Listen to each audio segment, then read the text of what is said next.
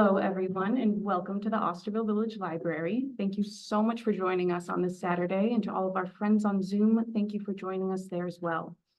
Today, we are excited to have with us Dave Mullen, who will be speaking about the history of photography.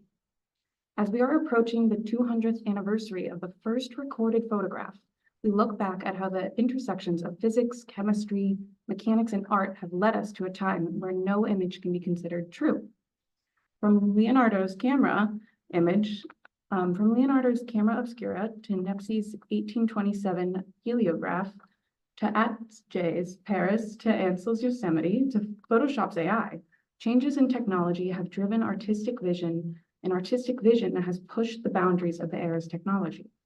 In this presentation, photo educator Dave Mullen will take us on a whirlwind tour of over 200 years of image creation to see how photography has changed the world and how the world has changed photography. Without further ado, please join me in giving a warm welcome to Dave Mullen with a history of photography. Thank you. I don't think I need the microphone. Is it off? It's off now. Okay, I have a teacher's voice, so I think I can probably carry the room. I've carried really big rooms, and you're not teenagers, so you'll be a little more attentive than what I'm used to, which is great. This is titled a whirlwind. I just added whirlwind because this really is likely to be a 6-week course next fall at Johns Hopkins on Zoom, and a 6-week course maybe with the Academy for Lifelong Learning. So check out those catalogs, and I'm gonna squeeze a lot in. It is a whirlwind. It is not comprehensive. And why is my little thing not working here? Let me just click the slideshow. There we go. Okay, who am I? I am a retired school administrator. I ran a couple of special education high schools in Maryland for 30 years. I taught for another 15 beyond that. My training was as a musician early on in my career, graduated from New England Conservatory. When I built a school in Maryland in 2000, I put a darkroom in it, which I figured someone should learn how to use the darkroom, and that turned out to be me. So exquisite timing. 5 years later, no one's using darkrooms because everything is digital, but I did learn a lot. I've been a teacher for 45 years and continuing. I teach at the Cape Cod Art Center. But I think most importantly, like most photographers, I'm a curious person, and the idea of lifelong learning clearly resonates with all of you because you're here hopefully to learn something you might not have known about before. So I'm going to talk fast. Feel free to interrupt me if you have questions, unless you're on Zoom, where I probably will miss it. And maybe at the end, I'll try to squeeze this all into an hour. I don't promise. If you need to leave, I won't be insulted.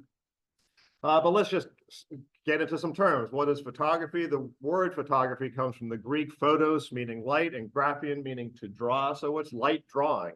And essentially, that's what's happening. The term was first used in the 1830s. We're going to go through a journey. I'm going to come at this from 4 different ways, so we'll kind of be cycling over, which is a good teacher practice. For the scientists, I'm going to go through some technical stuff about chemistry and physics. For the artists, we'll look at some applications by genre, what people have used photography for. I'll take a little tour through some major historical movements in photography, and then at the very end, because I was at the Association of Independent Photographic Art Dealers in New York City a couple of weeks ago, and saw an amazing array of historical photographs and took little cell phone pictures of them. I threw that in here at the end so we can see if you happen to have an Edward Weston sitting in your attic somewhere, you might have hit the lottery. So the technical view will start for the scientist. The idea of a camera obscura, if you take a little pinhole in your shade in your bedroom and have a white wall on the other side, you can see, if you're really careful, an inverted image on the other side of that. And this was known by the Greeks and Chinese probably 2,000 years ago. An Italian scientist described the use of the camera obscura and how it could be used with the lens, and people like Leonardo da Vinci and probably many others, but this isn't something they bragged about in terms of their technique, but they used a camera obscura to do their initial sketches of some of their paintings. So they would do the sketch, get all the proportions right in this inverted way, and then turn it the right side up, get their paint side, and then perform their artistry. Much like some of us do today with Photoshop. We get the initial image there, and then we start to tweak it. So we go back to Leonardo if we want to have some credibility with that. But to record an image, as opposed to paint an image, we had to find a way to capture that light. And a German anatomy professor found that if you darkened silver salts were darkened by light, not by heat. So when the photons hit the silver, it changed the chemical composition of the silver, which led to the recording of an image. Now, he didn't try to preserve these images. He pretty much used it just to see that it worked. But here we have in 1727 the basic premise, the basic ideas of photography today. The camera obscura to capture the image, to reflect the image, and silver salts to record an image. So let's talk about light, photons. These are really small particles, the smallest particles of electromagnetic energy. They get sent out by the sun, or they get sent out by some electric plant in Bourne that sends the electricity here to us. And they travel at the speed of light, obviously, because they are light. They have no mass, but they hit a sensitive material and they cause that material to change its structure. In the case of early photography, it's going to be silver. In the case of us in this room, the light is reflecting off of me right now, bounces off of me and hits your eyeballs. Your eyeballs are that sensitive material. Now, what you're seeing is me upside down, but your brain has this amazing capacity to flip me right side up.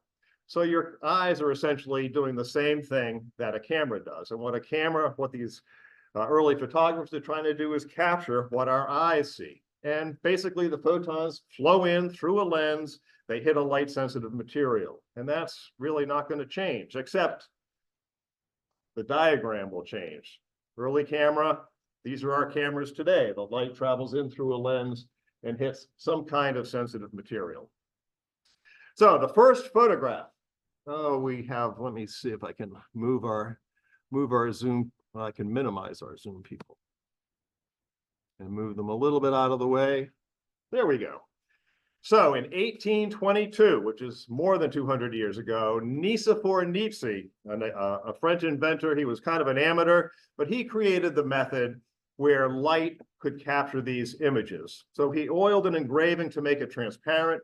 He put it on a plate that was coated with a light-sensitive solution of bitumen of Judea, which is kind of an asphalt, and exposed it to sunlight. After a few hours, what was underneath became hardened, and it left a permanent image, an accurate copy of what was on top. He called this process heliography, sun drawing, and he kept doing this. But this is not really photography. The first photograph was created by Niépce in 1826. So next year is indeed the 200th anniversary of the first actual photograph. So Niépce used a camera obscura, and at the back of it, he had a pewter plate, which was coated with a silver compound. And he set it in front of his window overlooking his courtyard. And for 8 hours, it sat there. And at the end of 8 hours, he had this image. So this is actually the first photograph. And if you look, the sun moved from east to west. So the sun is actually hitting both sides of each building, which if you do an 8-hour exposure of anything and the sun moves, you're going to get the same thing.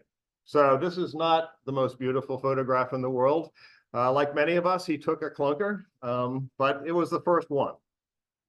So we're going to go through a series of improvements on this process, starting with Louis-Jacques Mandé Daguerre, who was a theater scene painter in France. He knew Niépce, and what he came up with was a process whereby the exposure would happen a lot faster. It would take 30 minutes instead of 8 hours to capture this image. He used a plate of iodized silver, and when the light hit the silver, he could then develop it with some chemicals to make the image visible. He used mercury vapor, which we don't use anymore, because mercury vapor is not a terribly healthy thing to be standing around breathing in. But it would settle on the exposed part of the image. The problem was you took that image out and it got hit by some light, and the rest of the image would turn dark. So that wasn't so great. It's like if you took a piece of film out and held it up to light, the whole thing gets exposed, the whole thing gets developed. So in 1837, Daguerre figured out a way to fix the image. And what he did is use a solution of salt to dissolve the parts of silver that didn't get exposed to light and leave the parts of silver that were exposed to light. And this way, the image became permanent. It was still a one-off image. You still only made one. It was an original, and that was the only one there was there. Niépce's son had an agreement with Daguerre, and they patented this, and they sold it to the French government. This is Daguerre. They sold it to the French government in return for lifetime annuities. Now, the beautiful thing about daguerreotypes is they're incredibly detailed. You can just see how sharp that image is. I mean, I would be thrilled to take an image that sharp these days. They also tended to be fairly small, and because the sitter had to sit there for 30 minutes, if you look at studios, and I don't have pictures of them in the show, but the head had to be kind of held in a clamp. And people generally aren't smiling because to try to hold a smile for 30 minutes, it's not easy.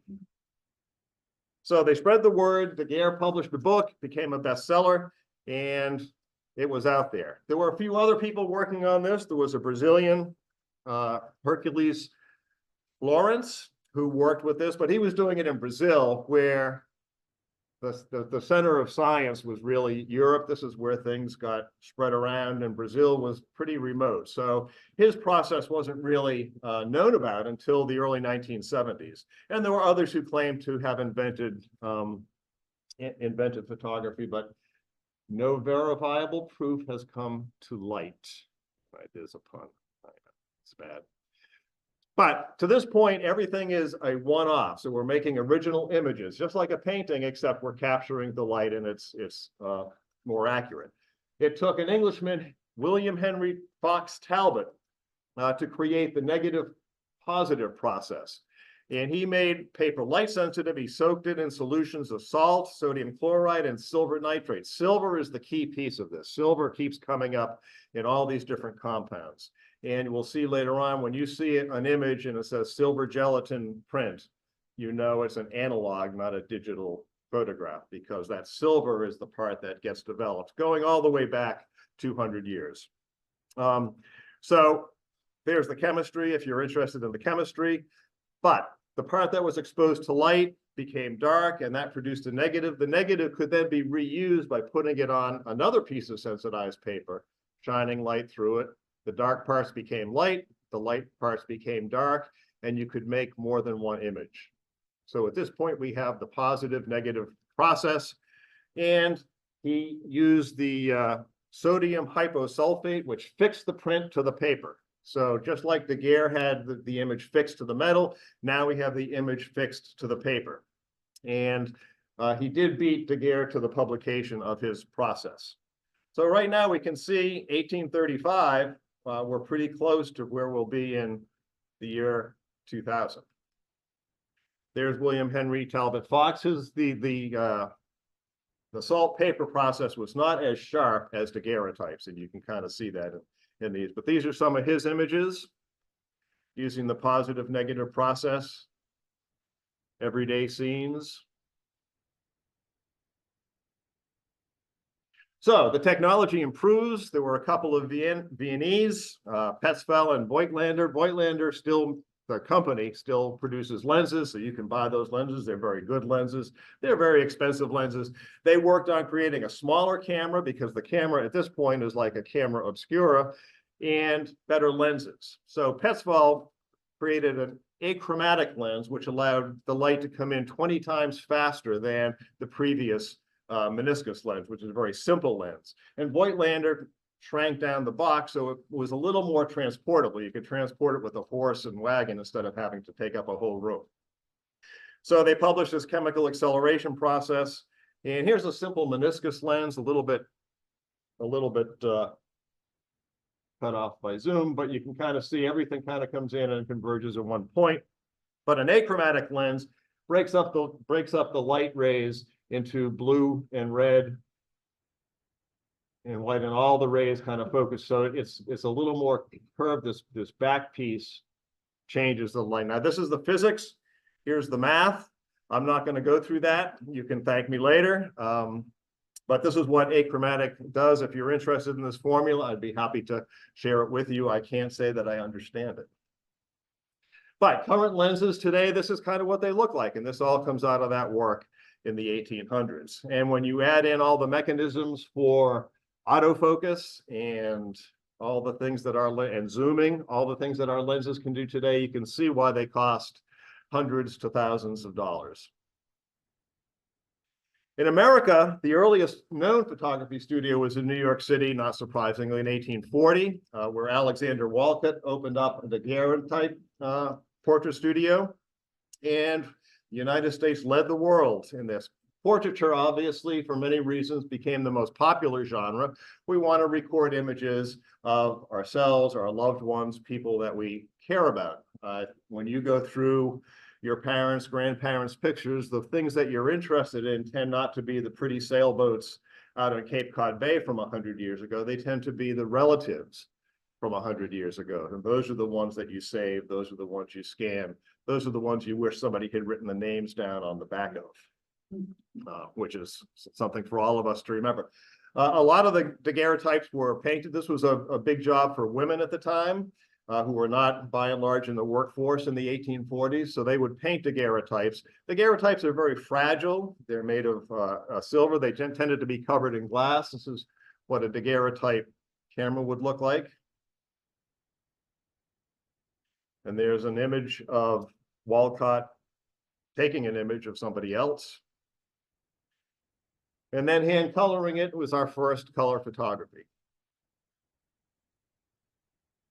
So we need a faster exposure time because even 30 minutes is kind of a long time. So we get, with the calotype, faster exposure times. So Talbot, who was doing the positive negative process, kept working on this. He came up with this process, which is Greek for beautiful picture. And the images tend to be a little softer than the daguerreotype. They're not as sharp. They're not printed on metal. And to this day, if you print something on metallic paper or on aluminum or some piece of metal, you'll have a much sharper looking image than if you print it on, let's say, luster paper or a textured paper. It'll have a softer look. So these are softer, but nonetheless, these people didn't have to sit for 30 minutes to have their picture taken.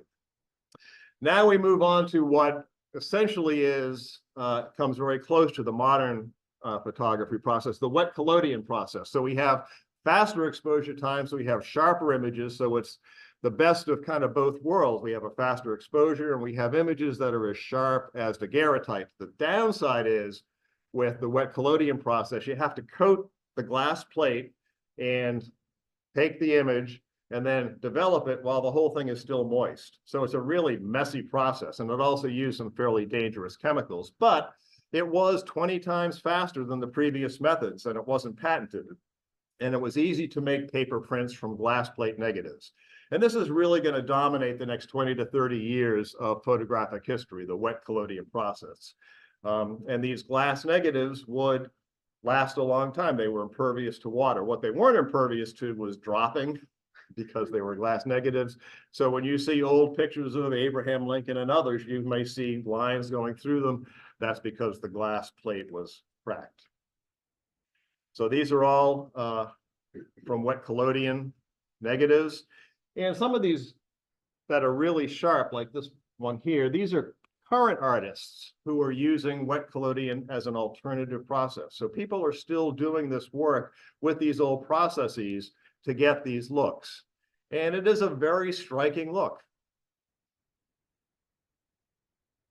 And you can see the paper, the glass negative gets coated, and obviously at the edges it doesn't get coated quite as neatly because you have to kind of hold on to it as it does in the center. That one I really like.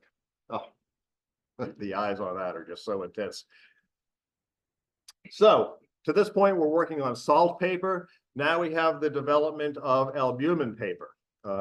Again, introduced in the early 1950s, and it printed out the image much more quickly. It was coated with an egg white, and the egg white gave it a very glossy white surface. So the pictures looked a little sharper, gave them a little more definition. So these are all printed on albumin paper, and we can see how sharp the image is and how crystal clear it is. And these images are 175 years old.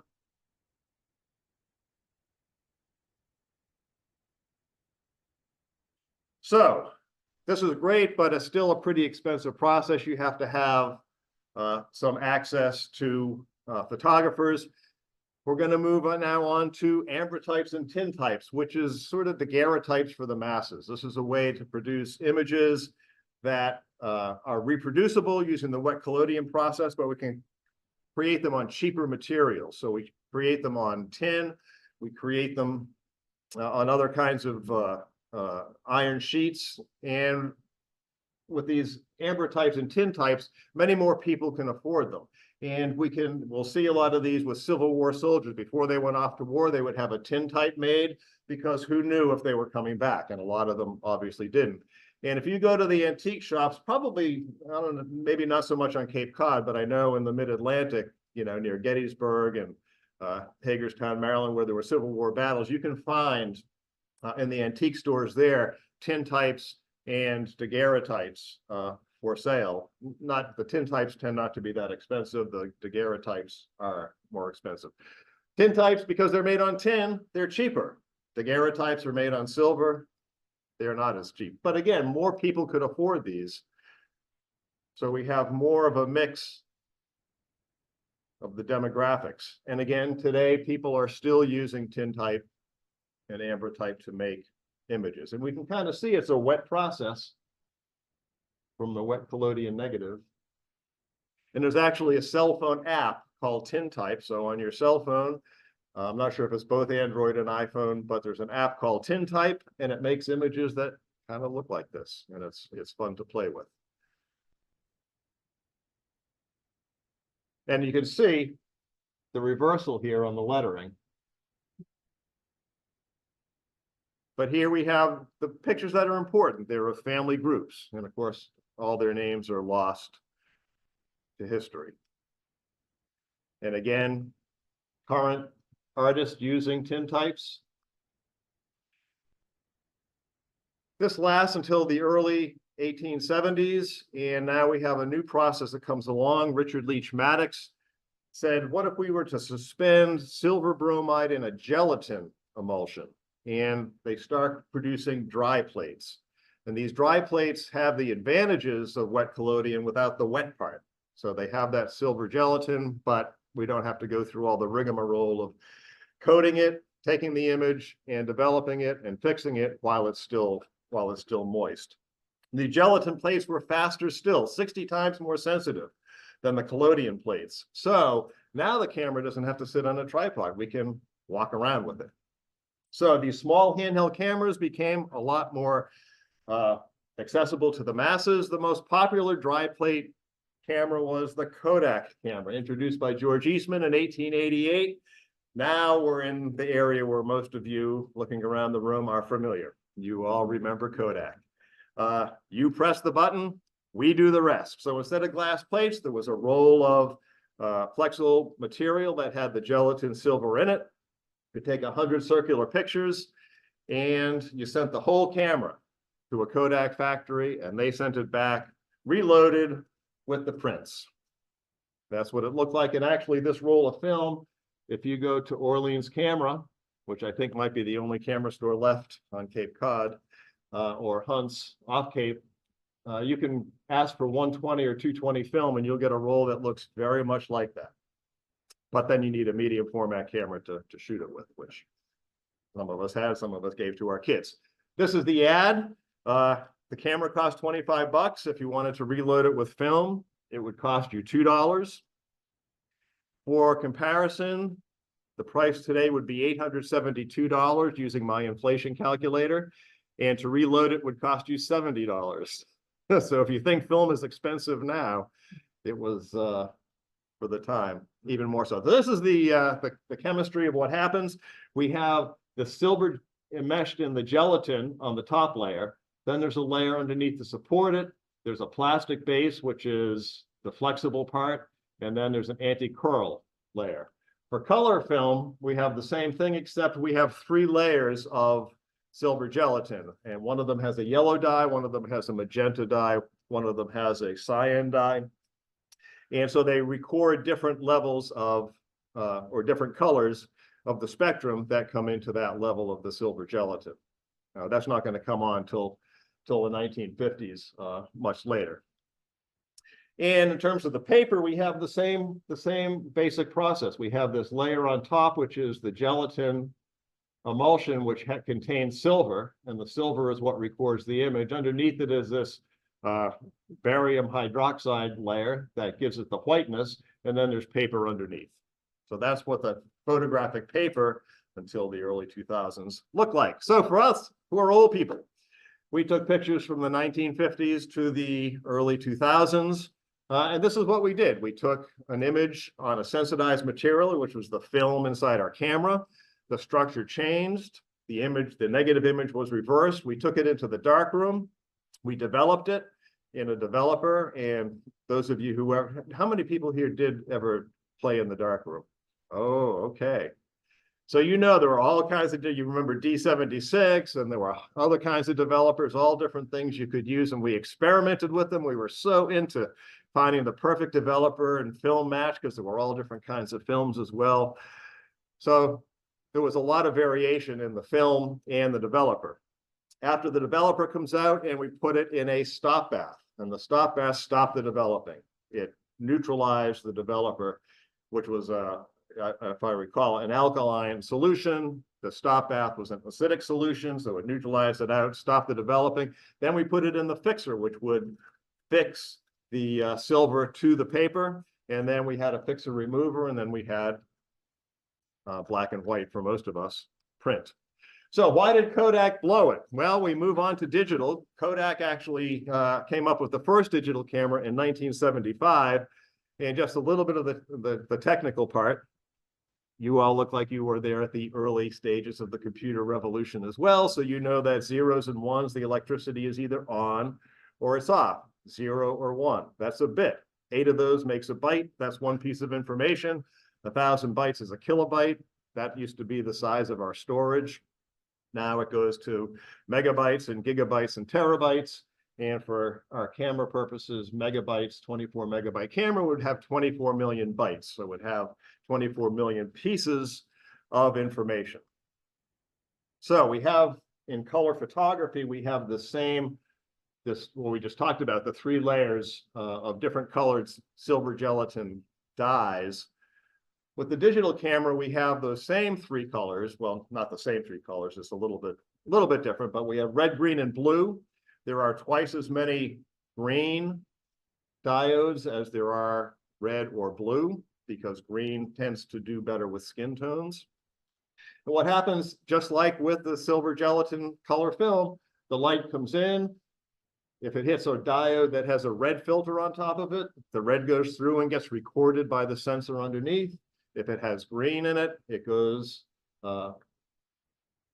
through the green filter and gets recorded, and same thing with blue. And you can see there are twice as many green as blue. So if there are 100 photosensitive diodes underneath the filter, 50 of them will be green, 25 red, 25 blue. That's what's underneath your camera and your cell phone and pretty much everything else. Now I'm going to take a little quick detour into moving pictures. Oh, halfway through, and I'm not halfway through.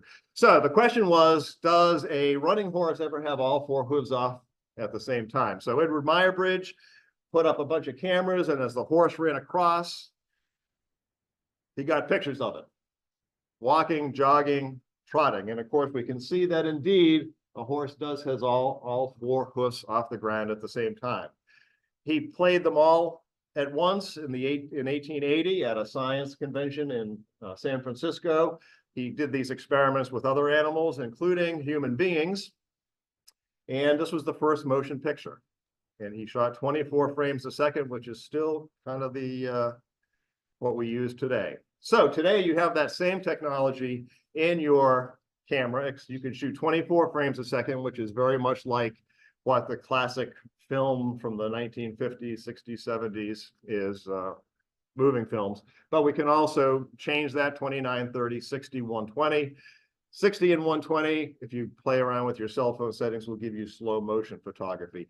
Great fun to shoot slow motion photography of the squirrels trying to get into the bird feeder. They jump up in slow motion and they twist around, and oh, it's really quite fun. But this is in your pocket now. And this is the Kentucky Derby last weekend, and we can see that indeed all 4 hooves are off the ground. These cameras are set as remote cameras right by the track, so the photographer is not actually standing right in front of the horse. So a recap, 1826, 200 years ago, an 8-hour exposure creates 1 image. 1835, we have a positive negative process. We can make multiple images. 2 years later, in a different part of the world, Daguerre cuts it down to 30 minutes and uses silver with fixer. Talbot comes up with the calotype, cuts the exposure from an hour to a minute. Pestel and Voigtlander, a portable camera, faster lenses, albumin paper, wet collodion process with glass negatives, 20 times faster than salt paper. Then we have cheaper materials so that more people can have access to photography. And then we get away, it becomes less specialized. And in fact, we see this all the way across, because I could learn to do wet collodion, but I don't have any desire to. But many of us learn in the film days to develop our own film. Now it's on our phone and we really don't have to do much. So the process keeps getting more and more accessible without particular expertise. 1888, we have the Kodak camera. 1975, Kodak develops the first digital camera. 2012, they declare bankruptcy. They did not want to cut into their film business. That's the business story, Larry. If you go into Walmart today, you will see Kodak cameras. So Yeah, this is some venture capitalists, yeah, they bought the name. Yeah, I mean, Donald Trump licenses the Trump name to hotels and casinos and things like that. He doesn't actually own them. He licensed the Kodak, same thing. Somebody bought the trademark and the name, and there are still companies making film, but Kodak didn't want digital to cut into. They were very protective of their film business. That was their cash cow. But they waited too long to make the transition. And then next year, we have the 200th anniversary of that Niépce photograph. So we've talked about science. Let's look at application. And I'm going to go a little more quickly now, and it'll be a little less esoteric. So we'll look at photojournalism, documentary photography, portraits, fashion, landscape, cities, art, and computational. The photographers I'm going to show you, I put them in these categories, but they don't fit any particular niche. Fashion photographers also did portraiture. Art photographers also had to make a living. They did portraits, they did fashion. So it's a little bit arbitrary, but we'll go through the history in a variety of ways here. So Roger Fenton was probably the first photojournalist, 1855. He went out to photograph the Crimean War. And so 360 photographs, many of us take that, might take that this afternoon with our cell phones. It took him 4 months to produce 360 photographs using the wet collodion process and under hostile gunfire. And this is what his camera looked like. It had to be carried around by a horse. But these are some of the images he captured from 175 years ago. There are some nice images of Provincetown that people have taken that look similar to that. So these are all from the Crimean War.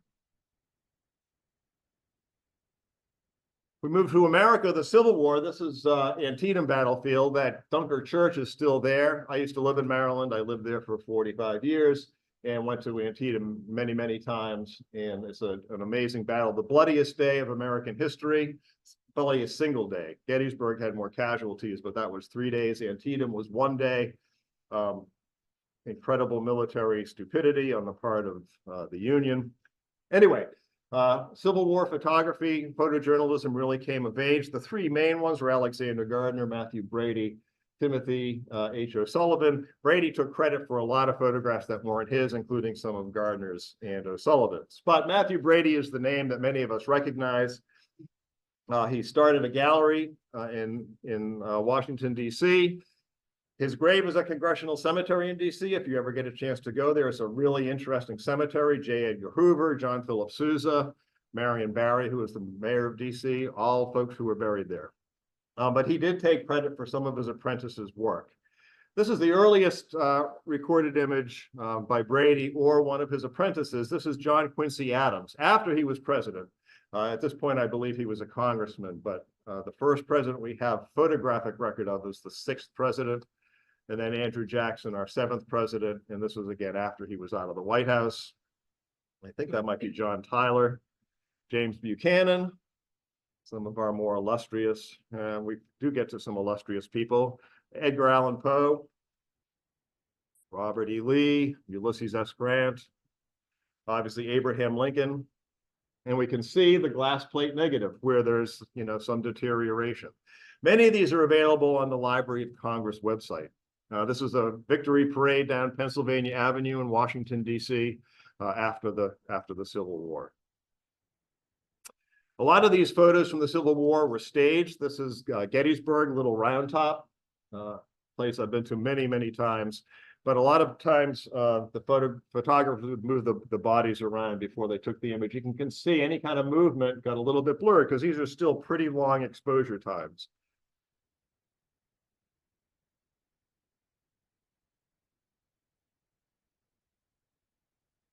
This is Lincoln and McClellan. This is after Antietam when McClellan didn't chase the Southerners down across the border, and Lincoln was not pleased. I think he was relieved of command shortly after this, but this was out in the battlefield. And this is the Gettysburg Address. I don't know if folks have seen this image before, but this is Lincoln delivering the Gettysburg Address. And everyone kind of figures that the guy in the top hat is Lincoln, but in fact, whoops, go back. There we go. That's Lincoln in the red square there. But that's the photograph of Abraham Lincoln delivering the Gettysburg Address. And you can see still a pretty long exposure time, a lot of blur from people moving during this talk. And you can go to the Gettysburg Cemetery and be on that exact spot. Moving ahead, Ouija, a fairly flamboyant character, did a lot of crime photography in New York City. Some pretty gruesome stuff. James Knockway, if you ever have a chance, or actually if you're interested in war photography and photojournalism, he's the subject of a movie called War Photographer. Fascinating guy. The movie was made before 9/11, so it's back from the 80s and 90s. But I'm sure you can find it streaming somewhere, and it's an amazing, amazing film. And he did a lot of work in Bosnia, Rwanda, orphanages in Ukraine and Russia. This is Bosnia, Rwanda. So it's a pretty tough film. You do have to be prepared for it. Yeah. The movie Lee. Lee. Is recently. Yeah. Yeah. It should be in there. Yes. Yeah. Lee is a wonderful film if you haven't seen it.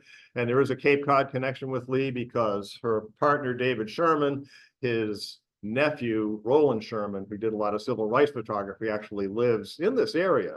David lived out in Truro, but Roland lives in this area. He's now into his late 80s or early 90s, but did a lot with Martin Luther King, Robert Kennedy. Moving ahead to documentary photography, again, there's a lot of overlap here, but Jacob Riss in the late 19th century documented slum life. Lewis Hine documented child labor. Dorothea Lange, the Great Depression. Walker Evans, the South during the Great Depression as well. Margaret Burke White, colonialism. Sebastião Salgado, Third World, and some environmental degradation. And Dawood Bay, who is somebody I really like, and you may not be familiar with, a lot of civil rights. So Jacob Riss, slum life in the 1880s. This is what it was like before the New Deal, before there was a safety net. Lewis Hine, child labor, before there were child labor laws that the progressive Republicans brought in with Teddy Roosevelt and later. Dorothea Lange, this is obviously the famous picture on the right of the migrant mother. That's the migrant mother on the left. And in another talk I have, there's an image of her in her 70s with her daughters who were in this picture, and she was not happy with this picture. Walker Evans documenting the South and poverty in the South, again in the 1930s, 1940s. Margaret Burke White, a lot around colonialism, although, again, people did a lot of different things. This is her out at the edge of the Chrysler building. So that's that's pretty amazing. If you've ever seen the movie Gandhi, if you remember that film, the woman journalist, the photojournalist in that movie is Margaret Burke White. Candace Bergen, I think, plays Margaret Burke White. Sebastião Salgado is still active and still working, and he's documented a lot of undiscovered, undeveloped places, but also places that have been heavily overdeveloped. So he's done a lot in the Amazon, he's done a lot in Africa, he's done a lot in South America. This is a gold mine, and these are all men carrying backpacks of dirt to be silted at the top of the mine for gold. You can find his work, probably go to Barnes and Noble and find some of his work there, maybe even in the library here. But he does some amazing work. And David Bay, I first discovered him at the National Gallery in DC. This is a project he did from the Birmingham bombing, and he found these kids who were the same age as the victims of the Birmingham bombing, and then found adults who looked similar and photographed them next to each other. This is the age those kids would have been had they not been killed in that Birmingham bombing. And when you realize that, I mean, this is a powerful, powerful project. These are huge images. Another project that he's been working on lately is photographing the Underground Railroad today. This is where fugitive slaves crossed into the North and into Canada, and he's gone to these sites and photographed them. And you can see, you know, he's got a vision, and he's partly blind as well. Moving on to portraiture, and again, a lot of overlap. One of the earliest famous ones certainly is Julia Margaret Cameron, Diane Arbus, Richard Avedon, who has also really made his name and his money as a fashion photographer, but I love his portraits. Robert Mapplethorpe, very controversial photographer, and more currently Annie Leibovitz. This is not comprehensive, by the way. I hope I've made that clear at the beginning. This is a whirlwind. We're going through a lot of people. There are a lot of other really great portrait photographers. But one of the earliest ones, and you'll see a lot of her imagery, is Julia Margaret Cameron. And you can see, if we think back to the processes, the salt paper, the albumin paper, the wet collodion, we can see the softness of the images. Diane Arbus did a lot of work in the mid-20th century and tended to seek out people who were out of the mainstream. So they're Siamese twins and people, you know, again, in the 1950s, 60s, transgenderism was not necessarily that accepted. So she found people who were more on the margins of society and did their formal portraits. Richard Avedon, that's his self-portrait in the upper left. Also, I have another hour-long talk on Richard Avedon because I'm a big fan of Avedon. But he did these portraits on plain white backgrounds that really he brought out the emotion in these people. The beekeeper is a really pretty fascinating one. There's two versions of it. There's a Buddhist version and a Christian version, depending on whether the beekeeper has a slight smile on his face or not, whether he's accepting of this. Marilyn Monroe, sort of in an unguarded moment, you know, not the happy, cheerful look that we're used to seeing. Robert Mapplethorpe, controversial through the 70s and 80s, did a lot of homoerotic work. This is his self-portrait on the left. It looks like with some makeup. And he died of AIDS in 1989. But his work is gorgeous and very well. He was one of the people that Jesse Helms, if you remember back in the 1980s and 90s, they canceled an exhibit at the Corcoran Gallery in Washington, D.C. because his work and some others was too controversial. Annie Leibovitz still working today, largely as a fashion photographer, does a lot of work, but her portraits are certainly compelling and very different from these earlier styles. Moving on to fashion, and again, lots of overlap here. Horace P. Hearst in the early part of the 20th century. Again, the purpose of fashion photography is to sell clothes. It's not to show beautiful people, but obviously the clothes look better on beautiful people than they do on, like me. So I wouldn't sell the clothes, but these people people will, Cecil Beaton. Irving Penn is a contemporary of Avedon, and they were very competitive, and there are some good biographies of each of them that are worth checking out if you're interested. But again, you see portraiture and fashion, there's a lot of overlap. This is to sell the clothes, but it's also a wonderful portrait.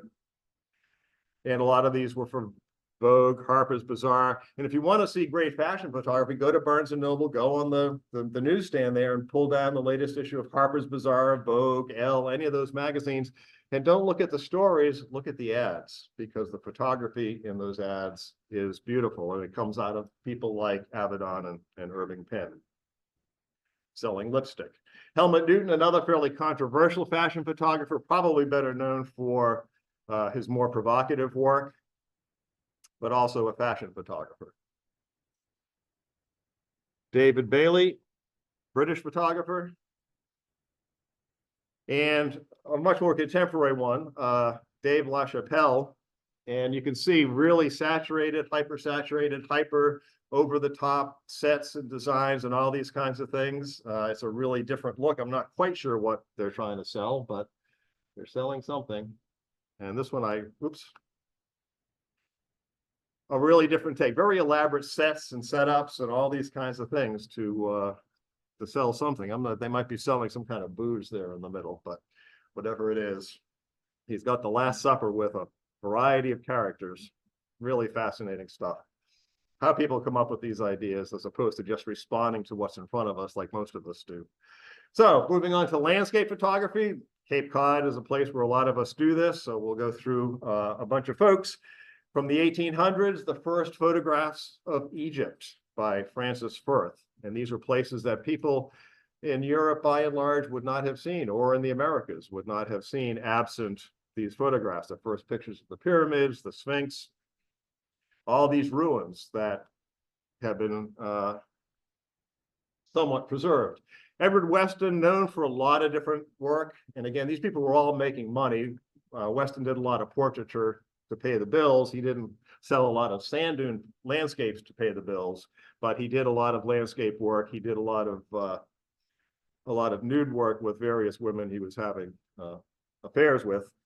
His sons also, and his grandson is actually a very adept, Kim Weston, a very adept photographer. So landscapes. Also, this is probably one of his more famous pictures, the Pepper number 30. It's not a landscape, but I had to throw it in there because it has this look of sort of two human forms, two human bodies hugging or something like that. You cannot get a pepper like that these days because the peppers have been genetically bred, so they're square and they fit into boxes and they ship more easily.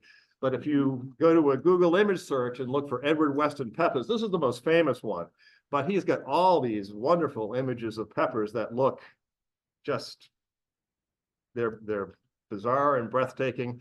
And if you're at a farm stands tend to be, you might have better luck finding odd looking vegetables at a farm stand than you will at Stop and Shop. Ansel Adams, obviously St. Ansel for a reason. That's him on top of his car taking pictures, image of the Snake River. This is his image of moonrise over Hernandez, New Mexico. Not that stunning an image. This is an early print he made of that image. And this is a later print he made of that image. And one of his most famous sayings is, and those of us who still do photography and get into Photoshop and Lightroom and do some manipulation, the negative is the score, the print is the performance. Right? So we're capturing assets. And then what we do with those assets, that's the performance, what we show the world. So the one on the right, you can get for the low price of $80,000. The one on the left, probably you can get for 60.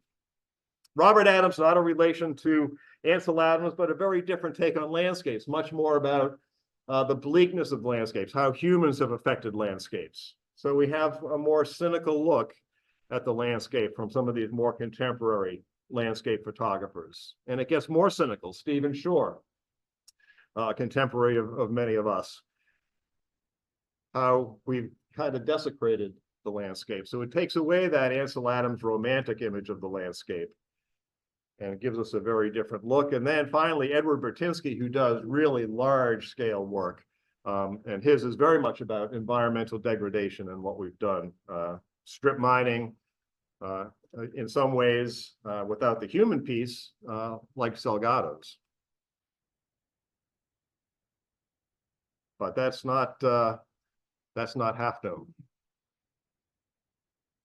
Okay, street photography. I really like street photography. I had to do a lot of it. Eugene Atget, who was one of the people in this talk, probably realized that Paris was changing very rapidly. He wanted to document Paris before it changed too much. So he did a lot of street photography in Paris, just of everyday life, a different genre, just as this is what it looks like. And there's the image that was on the flyer for this, and we'll come back to that when we get to digital. And then Versailles, we have, again, you can see on the right, not everybody is always happy to have their pictures taken on the street. If you've had that experience as a street photographer, you will get that look sometimes. Likewise, at evening galas, you might get that look, very questioning. Henri Cartier-Bresson, one of the more famous street photographers, used the term the decisive moment for what he was trying to capture. And this is one of his most famous pictures in that decisive moment, right before the gentleman's foot hits the puddle. Also a Parisian photographer, although he worked all over in China, Hong Kong, New York, and France. Another one of his more famous. And again, just the use of form, the circular nature of this, everything kind of moving in one direction. You know, we could spend 20 minutes talking about this picture. So what I hope to do is you'll go home and you'll look some of these up and be excited about them. And again, what's the story there? Helen Levitt, New York City, mid-20th century, everyday life.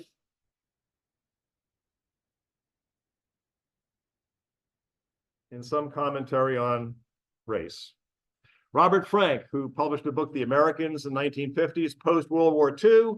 America is very optimistic, and Robert Frank, as a European, comes in and he looks at things like, not everything is as it seems. So we have women who've been liberated from the home now can go out and work and go out and have lunch and smoke cigarettes. But again, commentary that almost doesn't need commentary. Speaks for itself. Really one of his most famous pictures. The look on this woman having to share the bus and the look on this man's face. It's there's a lot there. And again, what's the statement? Does it still resonate? Gary Winogrand, he died with about 300,000 pictures undeveloped, about 2,500 rolls of pictures. He just shot and shot and shot, and there's a good PBS special, I think it's an American Masters, about Gary Winogrand, so he's somebody worth exploring if you like street photography. Again, looked for racial issues in his images. This is one of his more famous ones. The Central Park Zoo.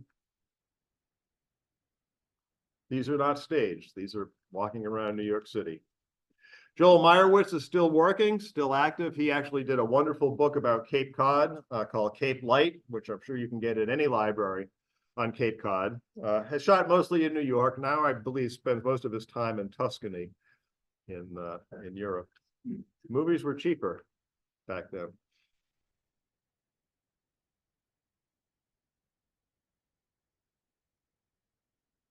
Has a good sense of humor. Moving on to art photography, and again, lots of overlap here, so we'll go through these. You've all been to Grand Central Terminal, which I believe this is, and we all have that picture.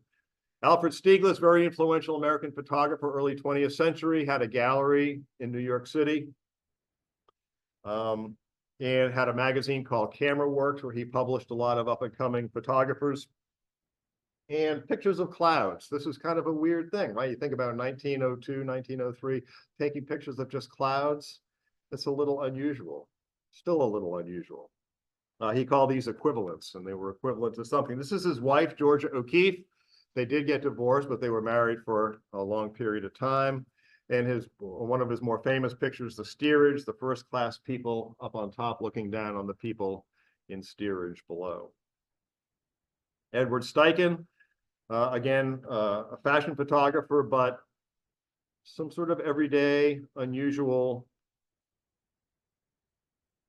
scenes. So again, fashion and art, how much do they overlap? Man Ray, also very prominent. Well, he's not prominent in the Lee movie, but he's prominent in Lee Miller's life. So if you, the book that Lee is based on is very written by her son, Anthony Penrose. The Many Lives of Lee Miller has a lot about it. And there's a novelization of Lee Miller's life. I can't remember the name of it, if anybody knows it. But a lot about that's a lot about her relationship with Man Ray. Anyway, she was kind of the one who actually invented solarization, but Man Ray took credit for it. But it's kind of exposing the negative or the paper before it's fully developed, so it gives this kind of ethereal effect. This was the cello woman was his lover before Lee Miller replaced her, but she was a famous dancer in Paris. And again, some early use of surrealism. He did these prints directly on paper where he exposed the paper with something on top of it, called these rayographs. So again, very abstract, very different. Andre Kertész.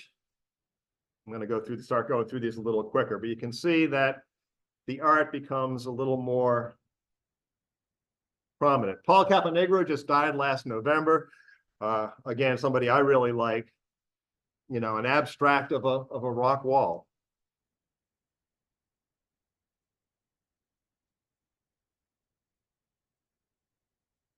When you first look at that, it looks like the night sky.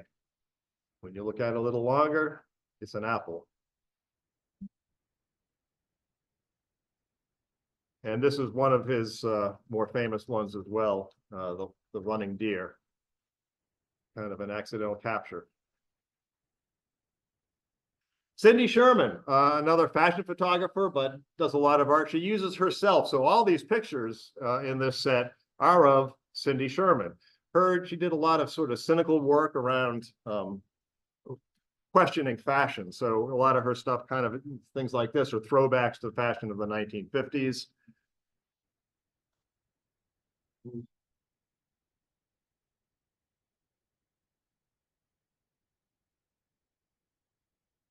So remember, the best model is the one you have with you.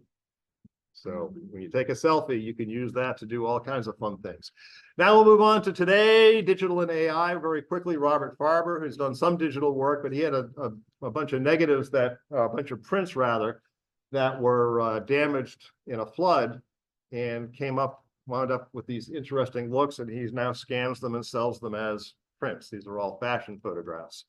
Maggie Taylor, wonderful. She was married to Jerry Uelsman, who some of you may recognize. She has a whole series around Alice in Wonderland. You see the White Rabbit. All her stuff, digital, not AI, but just some really fantastical creations. John Paul Caponegro is the son of Paul Caponegro, and all his work is digital and kind of surreal.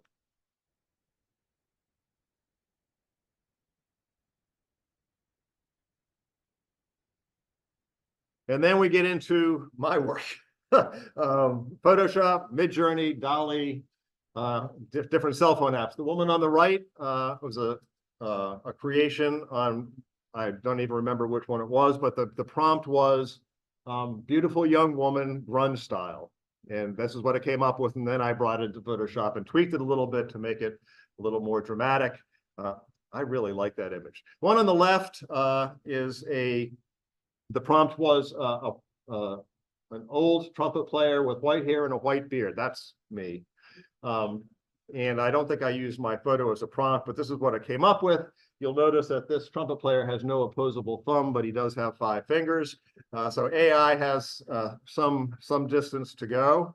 Then I had old photographer with white hair, white beard, working with a beautiful young model, came up with this. And then it came up with this, where the photographer and the model, the beautiful young woman model, are the same person, and came up with a camera that has a lens pointing both directions and nothing in the middle. So AI has some way to go, but we can use it in interesting ways. This is a cell phone picture I took of a turkey tail mushroom along a path on Kent Island in Maryland. And then I started playing around with different apps to see what else it could be. And these are all the different variations on that. And then I thought, well, I could take one of those variations and make it a background. So I have this old picture of a model that I shot probably in the early 2000s and gave her a different backdrop. Not so great. I went out, I was out in Frederick, Maryland, shooting covered bridges with a friend of mine, used an app that does multiple exposures. So took 8 exposures, put it in a circle, came up with that. Did a little tweaking in Photoshop and Snapseed, came up with that. Took that image and this image, that same model, and I went to Midjourney, which is an AI website, and said, blend them. Came up with that. Came up with that, which I kind of like. Came up with that, which I did like a lot. It kind of looked like a question mark, so I flipped it around so it did look like a question mark. So if I were to, when I show this to you, if I were to put it on Facebook or Instagram or anything like that, the credit would be human, AI, human.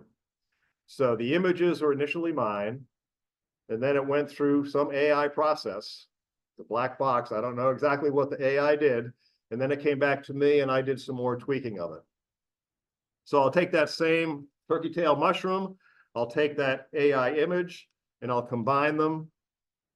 And so I get the texture of the mushroom. I'm not sure I'm totally crazy. You can see her nostrils are not the same size. So that still needs some work.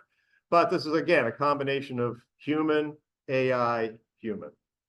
So these are all my pictures, but some AI did something to them. So that's where we are today. This is the poster that you all saw for this talk. This is Eugene Atget, a Paris street scene. And I went into Photoshop and used some of their AI magic. I said, I want a monster at the end of the street drinking red wine.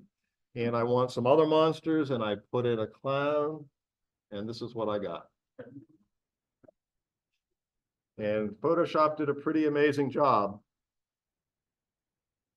putting in those. The monster at the end of the street, I'm not crazy about. The clown came out really interesting. And that's the Loch Ness monster in the middle of the street. So that was a different prompt. Okay, real quickly through some major movements. Pictorialism, mid-19th to early 20th century, tried to make photography like fine art. A lot of emphasis on making pictures look like paintings. So Julia Margaret Cameron, all those folks, this is kind of what we have. Photo secession. This is when photographers are trying to move away from the pictorialists. So we still have a lot of that kind of look. The F-64 group, a total reaction to pictorialism, really looking, this is a West Coast movement, Ansel Adams, Edward Weston, Imogen Cunningham, really sharp, crisp photographs, straight photography is what they were after. Although we saw with the Ansel Adams negative, it's not just straight out of camera, but really clearly focused and very different from those pictorialist looks. It's not soft at all. Surrealism really comes after post-World War I, the Dada movement, Salvador Dali, probably one of the more famous ones, Magritte. But we have a number of photographers who also do surrealistic photography. And then even today, well, he just died a couple of years ago, Jerry Uelsman, this is all darkroom work. He had 7, 8, 9, 10 enlargers set up around his darkroom, and he would go from one to the other, and each would have a different negative that he would then use dodging and burning and masking to create these very surrealistic black and white silver gelatin prints. So Jerry Uelsman, he's another one that I'm a big fan of. And then, so you can see, you know, he used all kinds of different assets to create these surrealistic images. And then Thomas Barbie is one of the few photographers I've actually bought work from because it was affordable. He doesn't work anymore. He's probably my age. But again, darkroom work. This is all from silver gelatin negatives, silver gelatin paper prints. The New Deal, the Farm Security Administration, documenting what was going on. You have access to all these images from the Library of Congress. You have access to an amazing number of images from the Library of Congress because our government has funded a lot of pictures, especially during the Depression. So there are more than 80,000 images from this. Walker Evans on the lower left, Walcott on the right, that's Woodstock, Vermont. Gordon Parks, the American Gothic, recreating that painting American Gothic, but with a very political message. With it, she was a cleaning woman at, I believe it was the National Archives, and then Dorothea Lange again. So, on your behalf, I went to the APAD show a couple of weeks ago, just so you can see what the market is. This is a salted paper print of Martin Van Buren from 1956. It has no price on it, which probably tells you all you need to know.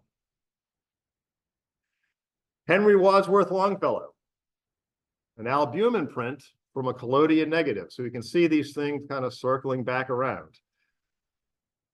Now the reflection in this picture is because of my poor cell phone technique. And so these are all reflections of me and other people in the background from APAD. So here's the one that may blow your mind. This is an Edward Weston nude back of a person, kind of abstract, a little bit abstract. Yeah. Yeah, you could buy 4 Ansel Adams, 3 Ansel Adams for that. Alfred Stieglitz, one of his equivalents. And these are small prints. You know, these are maybe 3 inches by 4 inches. But that's from 1926, so that's almost 100 years old. Andre Kertész, I did a talk last week on experimental photography, and I used this as one of those. So this is 1933, the kinds of things that people were doing to distort their photography, to make it look a little surrealistic. Harry Callahan, a photographer that I really like. Very minimalist, very clean, very pure. Against, and you see, it says silver print, so you know silver gelatin, that's the technology we were using in the 20th century. Minor White, you can see my fingers in his picture. It's not very good. Anyway, experimental photographer. He's the one who said, don't photograph what something is, photograph what else it is. So again, he's one that's really good to know in terms of experimental photography. I had not realized that Cartier-Bresson had photographed Martin Luther King, but he did. And that print is on display and for sale, 7 inches by 10 inches. So fairly small print. Irving Penn, if you want to buy a picture of cigarette butts for the low price of $38,000, you can have an Irving Penn hanging in your living room too. So not just a fashion photographer, not just a portraitist, but he was doing some kind of experimental things as well. A lot of abstract experimental things. You can buy those abstracts for $4,000 each. This was a really fascinating photographer.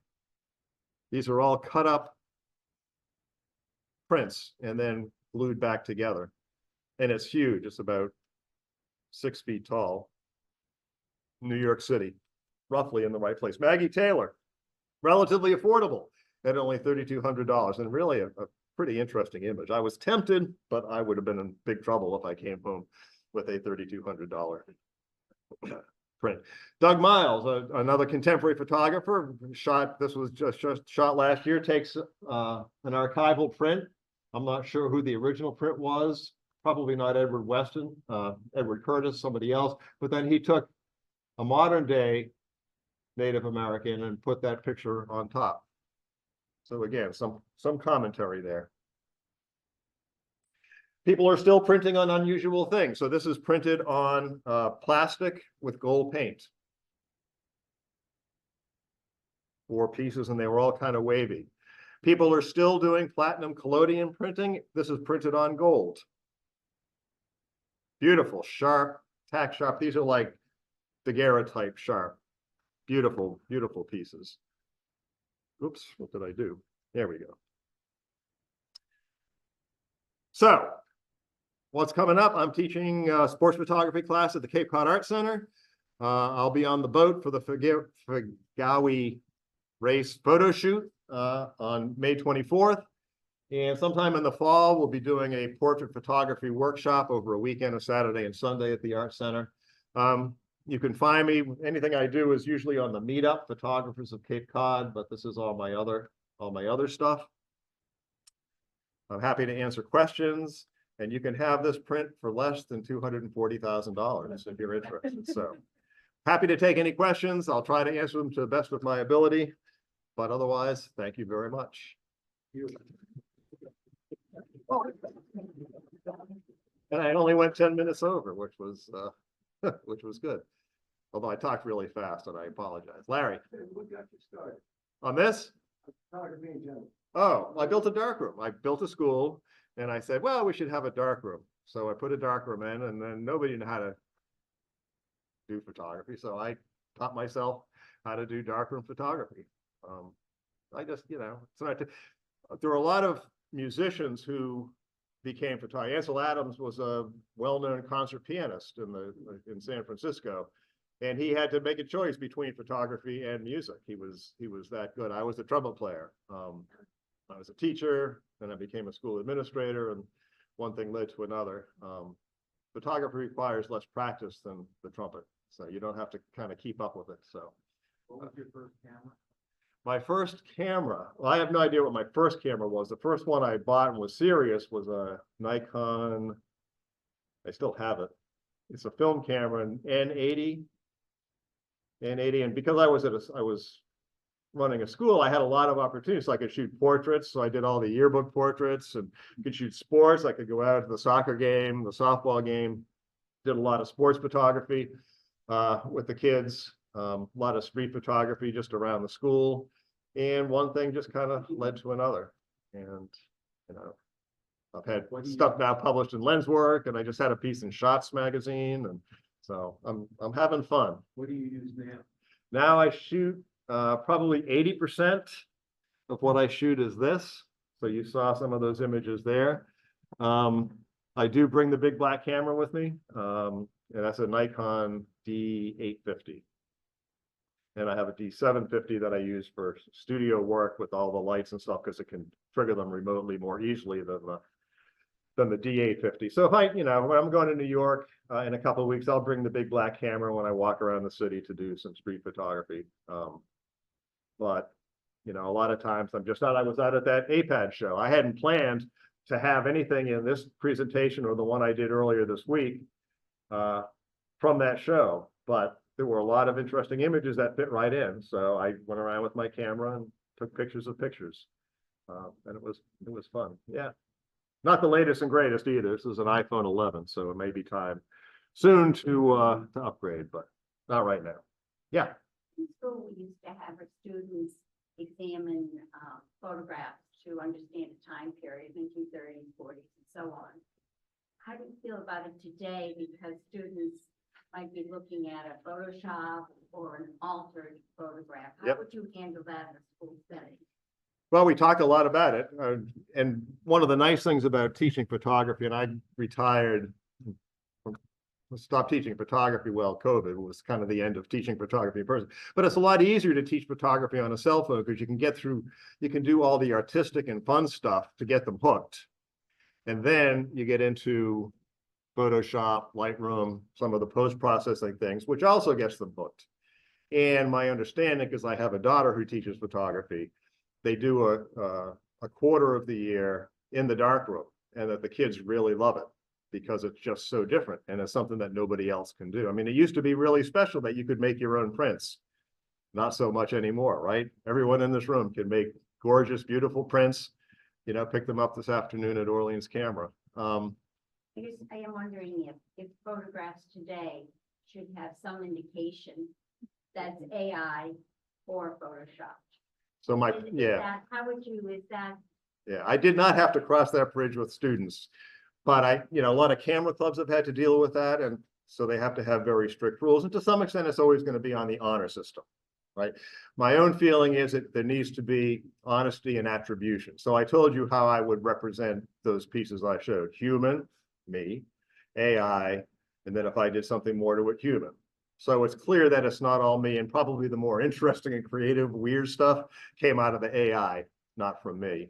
The picture of the woman run style, that was just AI human. So I didn't really have much to do with the generation other than the prompts, but I don't consider that terribly creative. Others will have other ways of doing it. So there are a lot of, it's still very much in flux, but I would tell my students, you have to attribute it correctly in terms of your process. Every photograph is going to be touched with something: Lightroom, Photoshop, some kind of post-processing. There are ethics around photojournalism. You can't remove a person from a picture in photojournalism. You can in art. So I'm not having my pictures published in the Cape Cod Times. So if I want to take something out and put it in a gallery, I don't have to attribute that because it's going in as art, not as, so, but if I send it to Cape Cod Times, I saw this traffic, I couldn't remove that telephone pole or those wires, any of those things. And people have gotten in trouble. Photojournalists have gotten in trouble for doing that. Now you can do some basic things like contrast, darkening or lightening a little bit, but you remember the O.J. Simpson trial. Time magazine had the picture on the cover of Time magazine. Time and Newsweek, they used the same mugshot, but Time had darkened his face, so he looked much more menacing. He looked blacker, and they made him look much, and it was very controversial at the time, as it should have been. So it's a tricky thing, but AI is a whole different kettle of fish. I think I'm comfortable as long as I attribute that some piece of my work was done by AI. You can say, well, I don't want to look at it then, or wow, that's interesting. What program did you use? So that's my feeling. Is this available to view again? Zoom? Is there going to be a recording? Why don't you come out and tell us about the recording? Because actually, I'd like to have a copy of the recording too. Recording will be on YouTube probably in a week or so. Cindy, our director, is gonna edit it just to like not the beginning and the end. Get out the ums and the ahs. Okay. Yeah. But so we'll be on the Osterville Village Library YouTube, and we'll make sure. to get a copy. Super. Thank you. Probably in a week. Thank you. Yeah, because it went really fast, and you could hit pause, and you could look at some actual images, and not have to fly through it. This is a 6-week course, and we just did it in 80 minutes. So, well, thank you very much. Appreciate it.